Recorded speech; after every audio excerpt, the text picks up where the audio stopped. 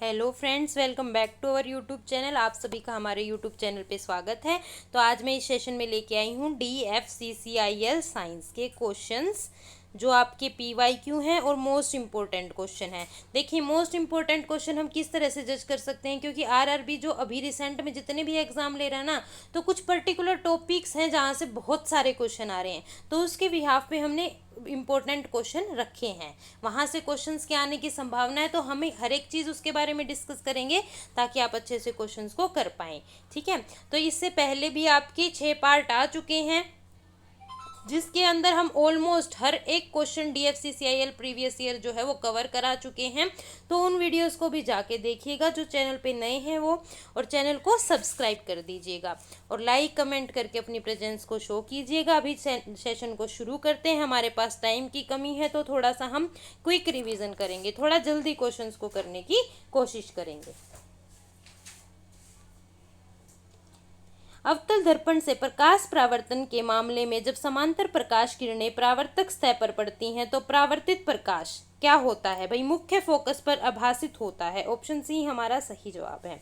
Next, Fleming के बाएं हाथ के नियम की मध्यमता उंगली किस भौतिक राशि को दर्शाती है? आपकी मध्यम उंगली इलेक्ट्रिक करंट को दर्शाती है। ऑप्शन बी आपका सही जवाब है। थंब आपका फोर्स के बारे में बताएगा और फोर फिंगर मैग्नेटिक फील्ड्स के बारे में बताएंगी। टाइम की कमी है तो हम जल्दी ही करेंगे क्वेश्चंस को। अगला क्वेश्चन है, जब एक मोटर कार तेज गति पर तीव्र मोड़ लेती है तो हम एक और फेंके जाते हैं। ये उदाहरण किस गति के नियम पर, किस गति के किस नियम पर आधारित है? ठीक है, यह फर्स्ट लॉ ऑफ मोशन है कि भाई अगर कोई चीज स्थिर बैठी हुई है, आराम से है, रखी हुई है, जब तक उसको कोई भी बाहर से जाके बल नहीं लगाएगा तो हिलेगी नहीं, लेकिन अगर किसी ने बल लगाया तो वो हिल जाएगी। ठीक है, वो अपनी पोजीशन चेंज कर सकती है। This is the first law of motion. अगला क्वेश्चन है, अवतल दर्पण का वक्रता केंद्र कहाँ स्थित होता है? ये कहाँ पे होगा? दर्पण के सामने, in front of the mirror. ठीक है, ये अवास्तविक है। जब कोई वस्तु गुरुत्वाकर्षण के कारण गिरती है तो वह अनुभव करती है, क्या अनुभव करेगी? एक्सेलरेशन, एक त्वरण अनुभव करेगी। कितना? 9.8 मीटर पर स्क्वायर। ठीक है, अगला क्वेश्चन है हमारा, किस वस्तु की संवेग की SI इकाई क्या है? क्या है हमारी? किलो, केजी, मीटर पर सेकंड। ठीक है, किलोग्राम मीटर प्रति सेकंड है। और हमारा मोमेंटम का फॉर्मूला होता है मास इनटू वेलोसिटी। अगला क्वेश्चन देखते हैं, विच of the following is not correct regarding the property of magnetic line of force? They do not intersect each other, ये गलत है, करती हैं इंटरसेक्ट। प्रत्येक रेखा बंद और नियंत्रण होती है, यह भी गलत है, ऐसा नहीं होता। ये चुंबक के बाहर दिशा दक्षिण से उत्तर होती है, ये बात बिल्कुल सही है। तो ऑप्शन सी हमारा सही जवाब होगा। अगला देखते हैं, they are crowded near the poles, ध्रुवों के पास घन होती हैं, ऐसा नहीं होता है, तो ये ऑप्शन भी आपका गलत है।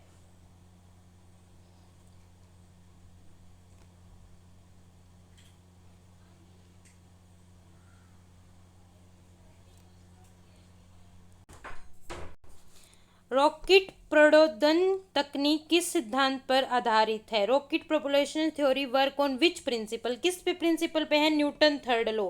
ऑप्शन डी हमारा सही जवाब होगा। न्यूटन लॉ ऑफ मोशन कौन से लॉ पे? थर्ड लॉ पे है। ठीक है, यह बताता है rocket move forward due to action reaction, rocket सीधा जाता है एक्शन रिएक्शन की वजह से। ठीक है, लिख देती हूँ।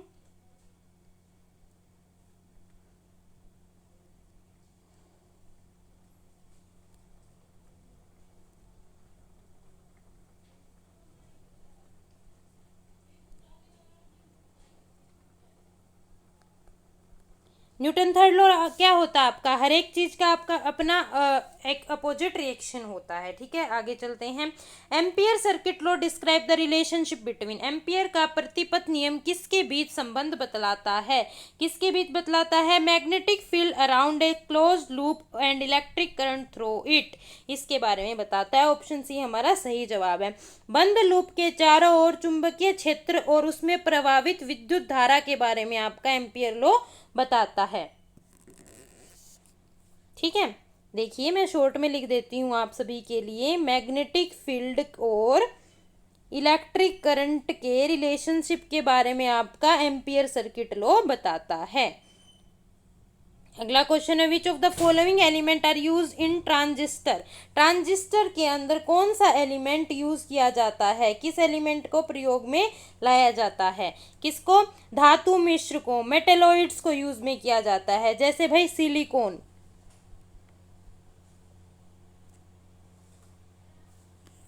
सिलिकॉन जो है आपका एक मिश्र धातु है, इसको यूज किया जाता है ट्रांजिस्टर बनाने के लिए। अगले प्रश्न की ओर बढ़ते हैं, जब कोई वस्तु गुरुत्वाकर्षण के कारण गिरती है तो वह अनुभव करती है एक्सेलरेशन को, त्वरण को अनुभव करेगी। अगला क्वेश्चन, अवतल दर्पण का वक्रता केंद्र कहाँ स्थित होता है। अवतल दर्पण का वक्रता केंद्र कहाँ स्थित होगा आपका।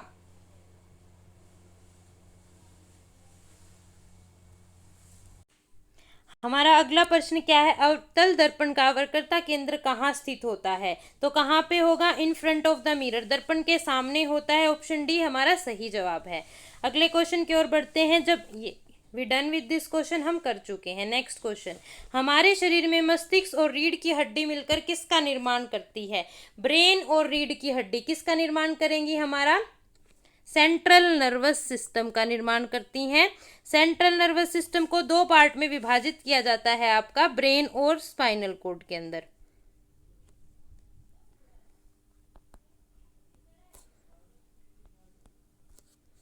आपका ब्रेन सारी एक्टिविटीज को कंट्रोल करता है, आपकी स्पाइनल कॉर्ड पोस्चर को और बैलेंस को मेंटेन करके रखती है। तो ऑप्शन हमारा बी सही जवाब होगा। जो पेरिफेरल नर्वस सिस्टम होता है अपना, उसके अंदर क्या होते हैं भाई, पेरिफ्री जो हमारी जो सिग्नल ट्रांसमिशन वगैरह होते हैं, जो नर्व्स होते हैं, न्यूरॉन्स होते हैं, उनके बारे में पेरिफेरल नर्वस सिस्टम के अंदर बताया जाता है। एंडोक्राइन सिस्टम क्या होता है, जो हार्मोन सिक्रीट करती हैं, जितनी भी ग्लैंड होती हैं कौन सा हार्मोन सिक्रीट करेंगी, वो एंडोक्राइन सिस्टम का काम होता है। ऑटोनोमिक नर्वस सिस्टम क्या करता है, इनवॉलेंट्री और वॉलेंट्री एक्शंस को कंट्रोल करता है, जैसे उल्टी आना, इमोशंस को, इस तरह के एक्शन को कंट्रोल करता है। जैसे इसके अंदर दो तरह के एक्शन होते हैं, कुछ वॉलेंट्री होते हैं, कुछ इनवॉलेंट्री, कुछ कंट्रोल में होते हैं और कुछ कंट्रोल में नहीं होते हैं। अगला क्वेश्चन क्या है, किस कोशिका का आकार बदलता रहता है। ऐसी कौन सी कोशिका है जिसका आकार बदलता रहता है। देखिए इसने क्वेश्चन में थोड़ा सा चेंजमेंट है, ऑर्गेनिज्म यहाँ पे हम कर लेंगे कि ऐसा कौन सा ऑर्गेनिज्म है जिसका आकार चेंज होता रहता है। तो ऑप्शन सी हमारा सही जवाब होगा। अमीबा जो है ऐसा क्या कहते हैं, ऑर्गेनिज्म है जिसकी शेप चेंज होती रहती है, इरेगुलर शेप का होता है, ये सूडोपोडिया होता है, फाल्स पैर होते हैं इसके अंदर, और आपका बाइनरी फिजन से रिप्रोड्यूस करता है। सारी चीज़ें कर लेंगे आज इस सेशन में, ठीक है। और प्लीज़ जो भी नए हैं चैनल को प्लीज़ सब्सक्राइब कीजिएगा और लाइक कमेंट कर दीजिएगा। और आपको जितने भी सेशन हुए हैं सभी की पीडीएफ जो है टेलीग्राम ग्रुप पे मिल जाएगी, उसके अंदर सब कुछ है, डिस्कस किया गया है। तो आप टेलीग्राम चैनल को ज्वाइन कर लीजिएगा, चैनल का लिंक आपको कमेंट सेक्शन में मिल जाएगा। नेक्स्ट क्वेश्चन, जब एक ही अभिकारक सरल उत्पादों में टूटता है तो किस प्रकार की अभिक्रिया होती है। किस प्रकार,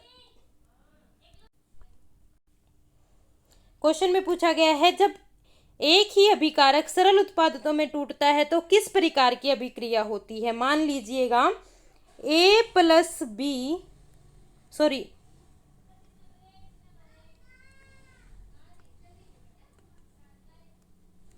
ए जब बी प्लस सी में टूट जाए तो इस तरह की क्रिया को हम क्या कहते हैं, विखंडन, डिकम्पोजिशन।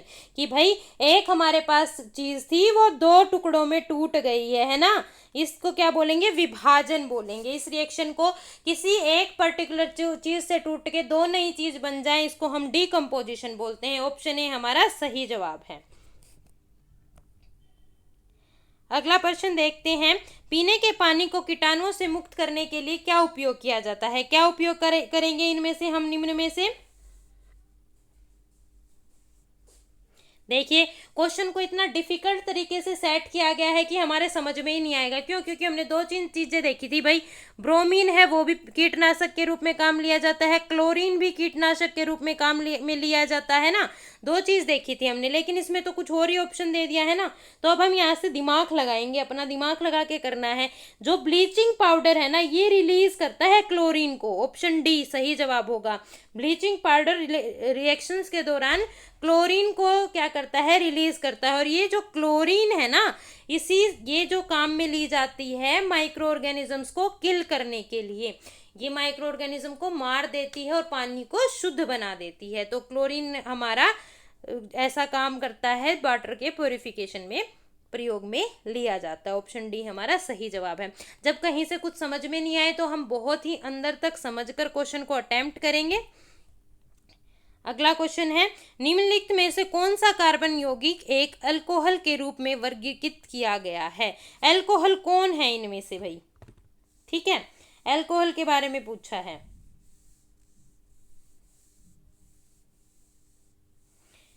सीधी सी बात है, जहां OL लगता है ना, ये जो है ये हमारा क्या है, अल्कोहल ग्रुप को दर्शाता है। तो सीधा देख लो, ऑप्शन बी हमारा सही जवाब होगा।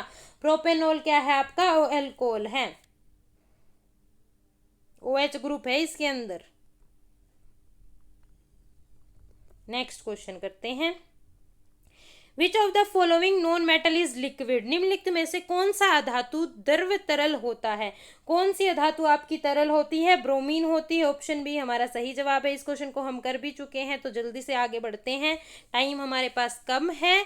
ठीक है, तो हम थोड़ा जल्दी करने की कोशिश करेंगे। निम्नलिखित में से कौन सा कथन धातुओं के बारे में गलत है? धातुओं के बारे में कौन सा कथन आपका गलत है? देखते हैं।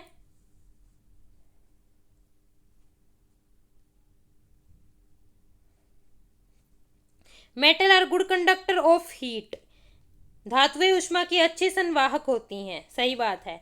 Metal have to be drawn into thin wire. धातुओं को पतले तारों में खींचा जा सकता है, यह भी सही बात है। Lead and mercury are comparatively very good conductor of heat. शीशा और पारा तुलनात्मक रूप से अच्छी ऊष्मा पर संवाहक होता है। ऐसा कुछ नहीं होता है भाई, ऐसे नहीं है। मेटल अच्छे कंडक्टर होते हैं, ये भी सही है, ये भी सही है। Metal in their pure state have a shining surface. सही बात है भाई, चमकते हैं मेटल्स। ऑप्शन डी भी हमारा क्या कहते हैं, सही है। तो इसने पूछा था रोंग कौन सा है, तो रोंग हमारे पास कौन सा हो गया? Lead and mercury are comparatively good conductor of heat. ये हमारा गलत क्या हो गया? ऑप्शन हो गया। What happen when we increase the temperature of solids? जब हम ठोस पदार्थों का तापमान बढ़ाते हैं तो क्या होता है, ये पूछा गया है क्वेश्चन के अंदर। The kinetic energy of the particle will decrease. भाई एक सीधी सी बात है, देखो एक चीज बता देती हूँ। मान लीजिए, एक आसान से एग्जांपल से समझ लेते हैं। ये कोई वस्तु है, इसको आप हीट दोगे, गर्मी दोगे, तो इसके जो इलेक्ट्रॉन है वो फास्ट फास्ट मूव करते हैं, इधर उधर भागते हैं, इधर उधर टकराएंगे आपस में। टकराने के वजह से हीट प्रोड्यूस होगी, ठीक है। और आपस में टकरा रहे हैं तो मूव कर रहे हैं तो मोशन होगा। मोशन के अंदर जो भी चलती हुई चीजें होती है ना, कार, गाड़ी, ट्रेन, जो भी चलेंगी ना चीजें, चलती हुई चीजों के अंदर हमेशा काइनेटिक एनर्जी बढ़ती है ना कि डिक्रीज होती है। तो ऑप्शन है तो हमारा बिल्कुल गलत है। The shape of solid will remain same. अगर हम किसी को भाई गर्म, जैसे चाहे ईंट लगा लो, चाहे कोई भी चीज लगा लो, अगर हम उसको गर्म टेम्परेचर के ऊपर मतलब गर्म करेंगे, टेम्परेचर पे हीट करेंगे, तो क्या वो सेम रहेगी उसी शेप में? ऐसा कुछ नहीं होगा, उसी शेप में नहीं रहेगी। अगला ऑप्शन है आपका, the kinetic energy of the particle will increases. Yes, increase करेगी। ऑप्शन सी आपका सही जवाब है। No effect of temperature on solid. भाई टेम्परेचर का इफेक्ट हर चीज पे ही पड़ता है ना, तो ऑप्शन डी भी हमारा क्या कहते हैं, रोंग है। तो इसने पूछा था ऐसा क्या होगा जब हम टेम्परेचर को इंक्रीज करेंगे, तो काइनेटिक एनर्जी इंक्रीज हो जाएगी। काइनेटिक एनर्जी क्यों इंक्रीज होगी? क्योंकि किसी भी वस्तु के अंदर इलेक्ट्रॉन है, पार्टिकल है, गर्म करने पे आपस में इधर उधर भागेंगे, टकराएंगे, जिसकी वजह से एनर्जी प्रोड्यूस होगी। मोशन हो रहा है, पार्टिकल मूव कर रहे हैं, तो कोई भी मूवमेंट वाली चीज होती है वो काइनेटिक एनर्जी ही शो करती है। तो ऑप्शन सी हमारा सही जवाब होगा।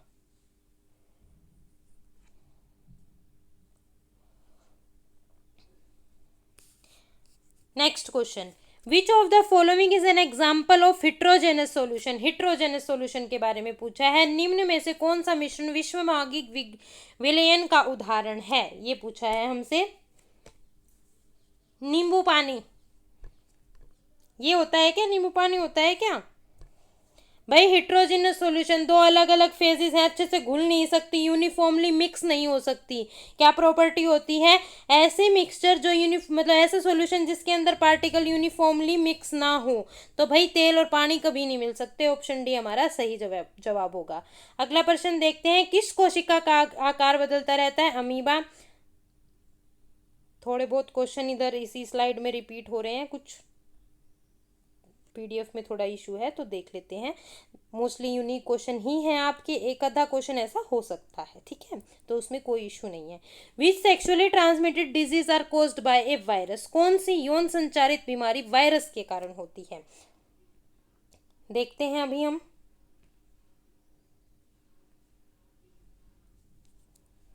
क्या होगा? Wart and AIDS. Option D हमारा सही जवाब होगा। Both are caused by viruses HPV and HIV viruses. किसकी वजह से होता है? HPV and HIV virus.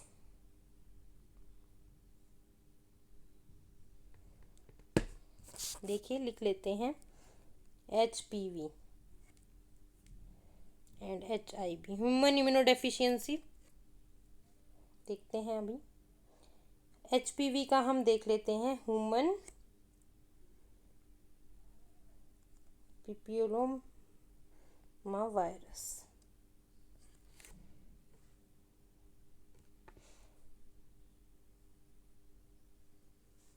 HIV हमारा क्या है? ह्यूमन इम्यूनोडेफिशिएंसी वायरस होता है, इसका मोस्टली हमें पता है। तो हम आगे बढ़ते हैं। ये जो दोनों बीमारी हैं वो वायरस की वजह से होती हैं। वार्ट क्या होता है भाई? मस्से।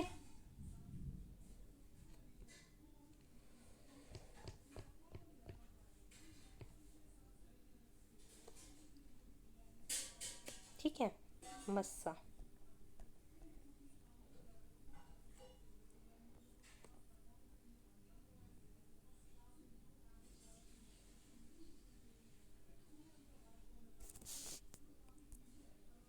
अगला प्रश्न है, माइटोकॉन्ड्रिया, राइबोसोम आदि जैसे विभिन्न कोशिकांग मिलकर जीवन की मूल इकाई बनाते हैं, जिसे कहते हैं, क्या बोलते हैं भाई जिसे?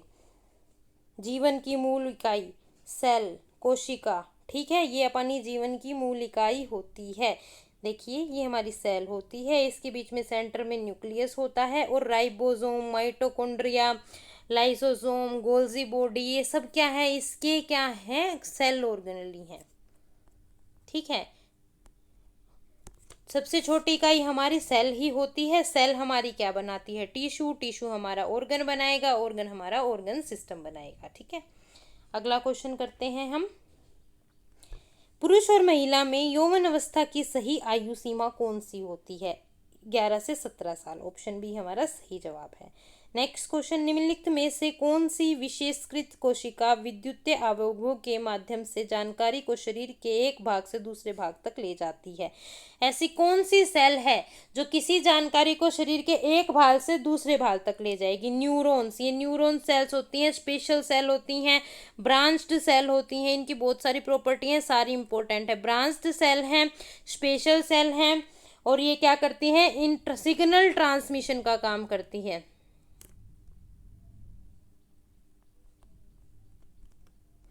मतलब इंफॉर्मेशन को एक पार्ट से दूसरे पार्ट तक पहुंचाती है। मान लीजिए, देखो अभी एक एग्जांपल से समझा देती हूँ इस चीज को।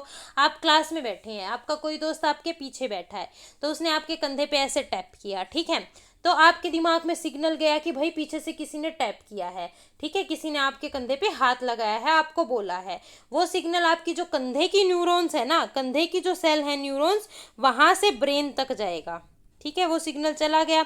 अब आपके दिमाग को पता लग गया आपका दोस्त आपको बोल रहा है, तो आप जल्दी से पीछे मुड़ के देखेंगे, तो फिर आपका जो ब्रेन है वो रिस्पॉन्स करता है। ठीक है, कि आपके ब्रेन को पता लगा कि किसी ने पीछे से बुलाया है, तो जो ब्रेन की न्यूरॉन सेल हैं वो रिस्पॉन्स करते हैं। इसी को हम सिग्नल ट्रांसमिशन बोलते हैं। तो ऑप्शन बी हमारा सही जवाब होगा। ये न्यूरॉन्स है ना, इन्हीं के अंदर क्या होते हैं? एक्सोन एंड डेंड्राइट्स होते हैं। ये इनकी कुछ इस तरह की स्ट्रक्चर होती है। ठीक है, ये आपकी जो ब्रांच स्ट्रक्चर होती है इसको डेंड्राइट्स बोलते हैं। ये हमारा एक्सोन होता है।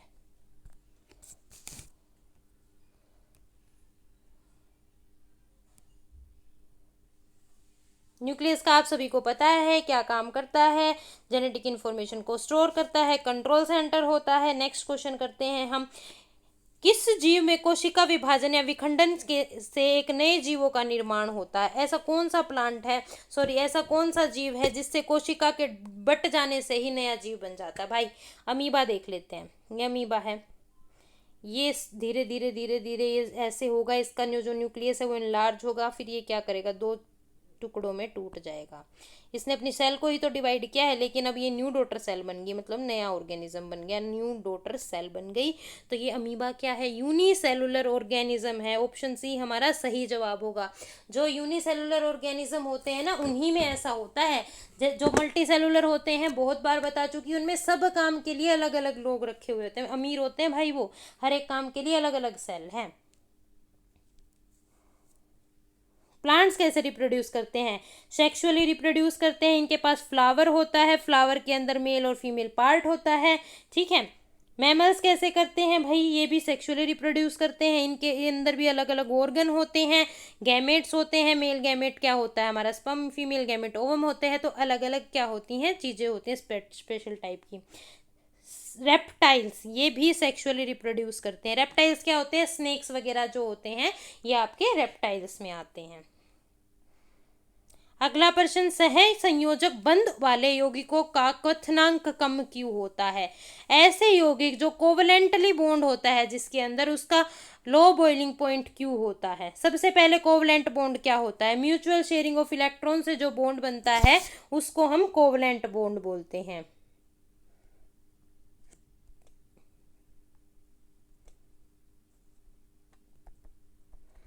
म्यूचुअल शेयरिंग ऑफ इलेक्ट्रॉन्स की वजह से जो बॉन्ड बनता है उसको हम कोवलेंट बॉन्ड बोलते हैं, ठीक है। कोवलेंट बॉन्ड भाई क्यों ऐसा होता है? देखिए, जो इन दोनों के बीच में बॉन्ड होता है ना, ये जैसे कार्बन कार्बन के बीच में क्या होता है, कोवलेंट बॉन्ड होता है। ये बॉन्ड तो होता है स्ट्रॉन्ग, बट इनके बीच की जो मोलिक्यूल्स की फोर्स होती है ना, फोर्स ऑफ अट्रैक्शन, वो कम होती है। कौन सी फोर्स ऑफ अट्रैक्शन होती है? लो फोर्स ऑफ इंटरमोलिकुलर फोर्स होती है, वीक इंटरमोलिकुलर फोर्स होती है इनके अंदर। कौन सी? Weak intermolecular force. भाई बॉन्ड स्ट्रॉन्ग होता है लेकिन वीक इंटरमोलिकुलर फोर्स होती हैं, इसी वजह से ये जल्दी से क्या हो जाते हैं, क्या कहते हैं, सॉरी, लो बॉइलिंग पॉइंट होता है इनका, जल्दी बॉइल हो जाते हैं। ऑप्शन ए ही हमारा सही जवाब है। बाकी पढ़ के देख लीजिएगा, समय कम है तो हम जल्दी करने की कोशिश करेंगे। क्वेश्चन की पीडीएफ आपको टेलीग्राम ग्रुप पे मिल जाएगी, और ग्रुप का लिंक आपको कमेंट सेक्शन में मिल जाएगा, वहाँ पे सभी सेशन की पीडीएफ है, ठीक है। तो उनको अच्छे से देख लीजिएगा। एक बारी पीडीएफ से आपका क्विक रिवीजन भी हो सकता है, आप जाके चेक कर लीजिएगा, और चैनल को सब्सक्राइब कर दीजिएगा। नेक्स्ट क्वेश्चन, निम्न में से किसमें सीएफसी का उपयोग नहीं किया जाता? क्लोरोफ्लोरोकार्बन का उपयोग किसमें नहीं किया जाता है? ठीक है, देखते हैं हम किसमें नहीं किया जाता। फायर एक्सटिंग्यूशर, पहले इसमें यूज किया जाता था सीएफसी, अब तो नहीं किया जाता, सिर्फ कार्बन डाइऑक्साइड ही यूज होती है फायर एक्सटिंग्यूशर में, क्योंकि ये कूलिंग इफेक्ट शो करती है और ऑक्सीजन की सप्लाई को ब्लॉक कर देती है, ठीक है। लेकिन पहले इसका इस्तेमाल किया जाता था सीएफसी का, ठीक है। एरोसोल स्प्रे, एरोसोल स्प्रे में भी क्या करता है भाई, कॉमनली यूज होती है, कॉमनली यूज होती है। रेफ्रिजरेटर, आपके फ्रिज तो क्लोरोफ्लोरोकार्बन निकालते ही हैं, इसीलिए फ्रिज को ऐसी जगह पे रखना चाहिए जहाँ पे आपको ज़्यादा टाइम तक नहीं रहना हो, जहाँ सोना नहीं हो। क्यों? क्योंकि ये जो गैस होती है बहुत ही हार्मफुल होती है बॉडी के लिए। तो आपका ऑप्शन बी सही जवाब होगा। ग्राइंडर्स के अंदर क्लोरोफ्लोरोकार्बन का इस्तेमाल नहीं होता है। अगला प्रश्न है, किसी कार्बन यौगिक के रासायनिक गुणों का निर्धारण किससे होता है? केमिकल प्रॉपर्टीज किस चीज के ऊपर डिपेंड करती हैं? फंक्शनल ग्रुप के ऊपर, ठीक है। ऑप्शन ए आपका सही जवाब है। उसका फंक्शनल ग्रुप क्या है, इस चीज पे आप उसकी क्या करती हैं, केमिकल प्रॉपर्टी डिपेंड करती है। मोलिकुलर मास से भाई केमिकल का कोई दिक्कत नहीं है, ये फिजिकल प्रॉपर्टीज के बारे में बताता है। नंबर ऑफ हाइड्रोजन एटम, भाई नोट द मेन फैक्टर, कोई मेन फैक्टर नहीं होगा कि कितने नंबर ऑफ हाइड्रोजन एटम है। अब देख लो, आप बोलोगे कि फंक्शनल ग्रुप क्या है आपका, एल्कोहल है, OH है, तो इसमें कितने हाइड्रोजन एटम है, इसके ऊपर आप किसी का केमिकल प्रॉपर्टी थोड़ी बता सकते हो, नहीं भाई, इसके ऊपर भी आप नहीं बता सकते। लेंथ ऑफ कार्बन चेन, कितनी भी कार्बन की चेन लंबी हो, इस पे भी केमिकल प्रॉपर्टी डिपेंड नहीं करती, क्योंकि ऐसे भी कंपाउंड हैं जो जिनके अंदर कार्बन होता ही नहीं है, हाइड्रोजन होता ही नहीं है, तो ये दोनों फैक्टर तो बिल्कुल भी नहीं करेंगे। फंक्शनल ग्रुप कौन सा है, ये केमिकल प्रॉपर्टीज को बताता है, ठीक है। जैसे फंक्शनल ग्रुप अगर OH है तो ये अल्कोहल है, ठीक है, फायर को कैच करती हैं, सैनिटाइजर के रूप में इस्तेमाल होती है। लेकिन अगर फंक्शनल ग्रुप आपका बेंजीन है या एरिन्स है तो ये खुशबूदार चीज़ें होती हैं, ऑयल्स वगैरह में यूज़ होती हैं। तो आपका ऑप्शन ए सही जवाब है।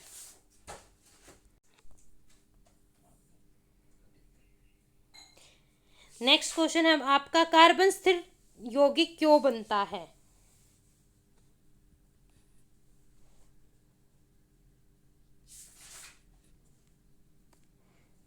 भाई क्यों, क्योंकि इसका क्या कहते हैं, इसका स्मॉल साइज होता है, इसीलिए यह स्थिर होता है, ठीक है। ऑप्शन बी आपका सही जवाब होगा।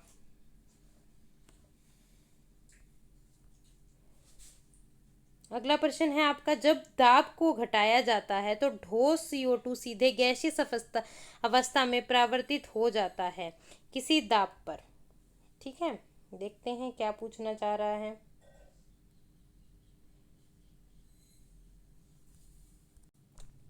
देखिए क्वेश्चन है हमारा, जब दाब को घटाया जाता है तो ठोस CO2 सीधे गैस अवस्था में परिवर्तित हो जाता है। सबसे पहले कोई सॉलिड चीज गैस में चेंज होती है तो उसको क्या बोलते हैं, सब्लिमेशन।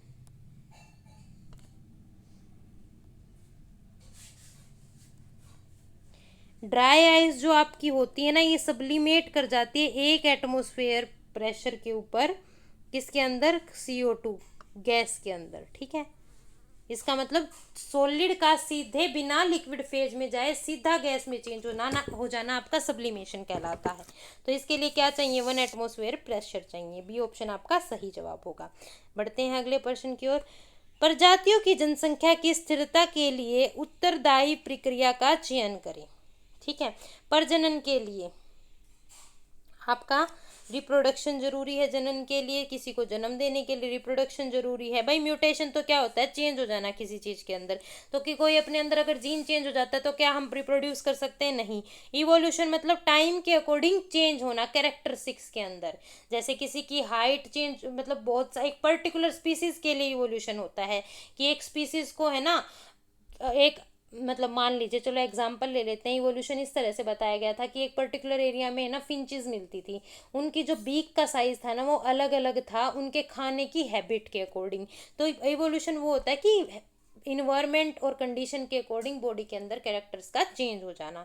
वेरिएशन, विभिन्नता, ये भी इवोल्यूशन की वजह से आती है। भाई आपको वेरिएट क्यों करना पड़ता है, क्योंकि हम आपको किसी अगर पर्टिकुलर जगह पे जिंदा रहना है, सरवाइव करना है, तो आपको अपने अंदर वैरायटी लानी पड़ती है। लेकिन ये सारे फैक्टर हमें रिप्रोडक्शन के लिए नहीं चाहिए होते, रिप्रोडक्शन हमें नई स्पीसीज को जन्म देने के लिए नहीं चाहिए होते। अगर नई स्पीसीज को जन्म देना है तो रिप्रोडक्शन करना पड़ता है। ऑप्शन ए आपका सही जवाब होगा।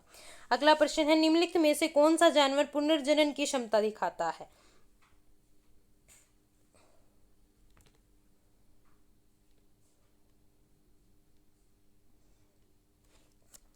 रीजनरेशन एबिलिटी किसके अंदर होती है आपकी, भाई प्लेन एरिया के अंदर होती है। ऑप्शन आपका सी सही जवाब होगा। भाई इसका कोई भी बॉडी पार्ट है ना, पूरा प्लेन एरिया ग्रो कर सकता है, ठीक है। बॉडी पार्ट से इसका पूरा प्लेन एरिया क्या कर सकता है, ग्रो कर सकता है। अगला क्वेश्चन, कौन सी ग्रंथि एड्रेनलिन स्रावित करती है। एडर्नल ग्लैंड आपका क्या सिक्रेट करेगी, एड्रेनलिन सिक्रेट करेगी। ऑप्शन बी आपका सही जवाब है। इसको फ्लाइट और फाइट हार्मोन भी बोला जाता है।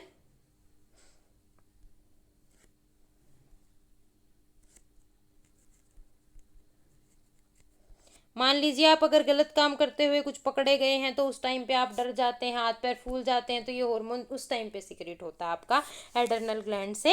एड्रेनलिन हार्मोन सिक्रेट होता है। एडर्नल ग्लैंड आपकी किडनी के पास होती है, ठीक है।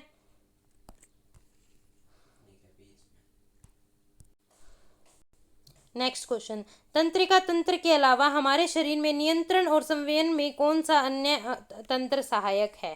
देखिए, नर्वस सिस्टम के अलावा, आपके ब्रेन के अलावा आपका कौन सा बॉडी की चीजें ऐसी हैं जो आपकी बॉडी को कंट्रोल करती हैं, आपकी एक्टिविटीज को कंट्रोल करती है? सीधी सी बात है, आपका कोऑर्डिनेशन सिस्टम। कोऑर्डिनेशन सिस्टम कौन सा होता है? आपका एंडोक्राइन सिस्टम। ऑप्शन बी आपका सही जवाब है। देखिए अब यहाँ से, एंडोक्राइन सिस्टम क्या सिक्रीट करता है? हॉर्मोन्स।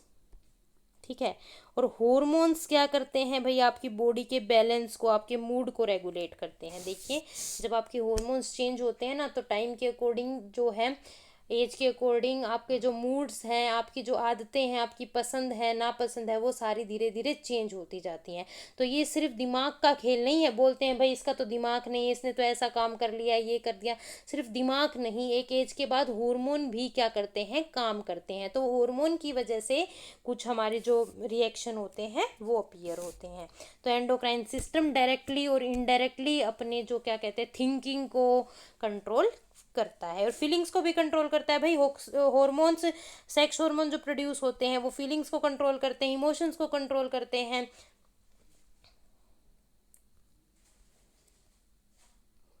अगला प्रश्न है, निम्नलिखित में से कौन सा जीव विखंडन द्वारा अलैंगिक जनन नहीं करता है? कौन सा जीव ऐसा है जो अलैंगिक जनन नहीं करता है? फीजन से नहीं वो करता, पूछा है जो नहीं करता उसके बारे में। अर्थवोम, अर्थवोम नहीं करता है आपका। अर्थवोम कैसे करता है? सेक्सुअली रिप्रोड्यूस करता है। तो ऑप्शन बी आपका सही जवाब होगा। बाकी सबका भी देख लेते हैं भाई। प्लाज्मोडियम क्या करता है? फीजन करता है। अमीबा क्या करता है? फीजन करता है, बाइनरी फीजन। लेस में क्या करता है आपका? Longitudinal fission.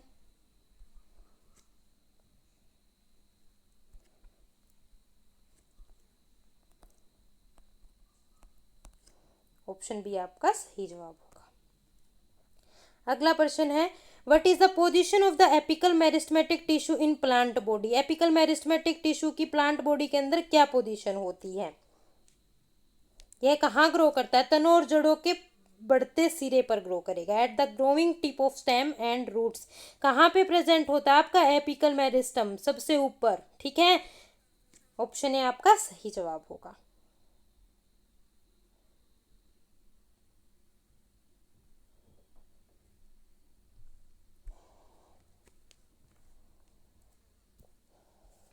अगला क्वेश्चन देखते हैं, हमारे शरीर से हानिकारक चयापचय अपशिष्ट को जैविक प्रक्रिया के द्वारा निकाला जाता है, जिसे कहते हैं भाई, यहाँ पर अंदर बॉडी के अंदर जो वेस्ट प्रोडक्ट होते हैं उसको अपनी बॉडी से रिमूव कर दिया जाता है। किस प्रक्रिया से किया जाता है भाई? बताएं। डेफिकेशन। ठीक है, वेस्ट को रिमूव करना। कौन सा वेस्ट हम रिमूव करते हैं? सॉलिड वेस्ट को रिमूव करते हैं डेफिकेशन से। ट्रांसपोर्टेशन क्या होता है? किसी चीज का ट्रांसपोर्ट होना।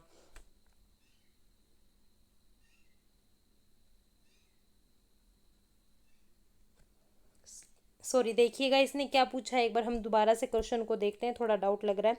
हमारे शरीर से हानिकारक चयापचय अपशिष्ट को जैविक प्रक्रिया के द्वारा निकाला जाता है, जिसे कहते हैं, ठीक है, क्या कहेंगे भाई? हम एक्सक्रीशन कहेंगे। सॉरी, एक्सक्रीशन हमारा सही जवाब होगा। क्यों? क्योंकि डेफिकेशन तो क्या करता है? अनडाइजेस्टेड फूड को रिमूव करता है। अनडाइजेस्टेड फूड को रिमूव करता है। ट्रांसपोर्टेशन क्या के अंदर क्या होता है? न्यूट्रिएंट्स का ट्रांसपोर्ट होना। न्यूट्रिएंट्स ट्रांसपोर्ट होते हैं इस प्रोसेस से। ठीक है, सिक्रीशन किसी हार्मोन वगैरह का सिक्रीशन करना। एक्सक्रीशन मतलब निकालना, यूरिन्स वगैरह की फॉर्मेशन में बाहर निकाल देते हैं। ऑप्शन डी हमारा सही जवाब है। अगला क्वेश्चन है, which cell organelle serve as a channel for transport of material between various region of the cytoplasm? कौन सा कोशिकीय साइटोप्लाज्म के विभिन्न क्षेत्रों के बीच पदार्थों के परिवहन के लिए एक चैनल के रूप में कार्य करता है? एंडोप्लाज्मिक रेटिकुलम, ये ट्रांसपोर्टेशन का हमारा कार्य करता है। ऑप्शन सी हमारा सही जवाब है। बाकी हमें सब पता है तो हम टाइम वेस्ट नहीं करेंगे। ठीक है, और जो लोग हमारे चैनल पे नए हैं प्लीज़ चैनल को सब्सक्राइब कर दीजिएगा और अपनी प्रेजेंस शो कीजिएगा। आपको सेशन पसंद आ रहा है तो प्लीज़ आप लाइक ज़रूर कर दीजिएगा और कमेंट करके अगर आपको कोई भी डाउट है किसी भी चीज़ में तो आप बता दीजिएगा, और आपको जैसी वीडियो लगी वैसे आप कमेंट कर दीजिएगा। मिलते हैं नए सेशन में नई वीडियो के साथ। जब तक के लिए आप जितने भी सेशन हुए हैं सबकी पीडीएफ और वीडियोस देख लीजिएगा, क्योंकि उसमें हमने सारे पीवाईक्यू कवर कराए हैं, सारे इम्पोर्टेंट क्वेश्चन आपके हैं। और टेलीग्राम ग्रुप से जुड़ जाइएगा, आपको लिंक कमेंट सेक्शन में मिल जाएगा। मिलते हैं नई क्लास में नए सेशन में। और देखिएगा आगे आरआरबी टेक्नीशियन है, अंडर ग्रेजुएट जो एनटीपीसी एग्ज़ाम के लिए प्रिपेयर कर रहे हैं, उनके लिए भी हम एक बहुत ही अच्छी सीरीज़ लाने जा रहे हैं, जिस सीरीज़ के अंदर सारे पीवाईक्यू और इम्पोर्टेंट क्वेश्चन सबके नोट्स वगैरह आपको मिल जाएंगे। तो आप चैनल से जुड़ जाइएगा। हाँ, यह सीरीज जल्द ही चैनल पे स्टार्ट हो जाएगी, जिसमें हम बहुत सारे क्वेश्चंस कराएंगे आप सभी को। Thank you so much. मिलते हैं नई क्लास में नई सेशन में नए वीडियो के साथ, नए टॉपिक्स के साथ। प्लीज़ चैनल को सब्सक्राइब कीजिएगा। Thank you so much.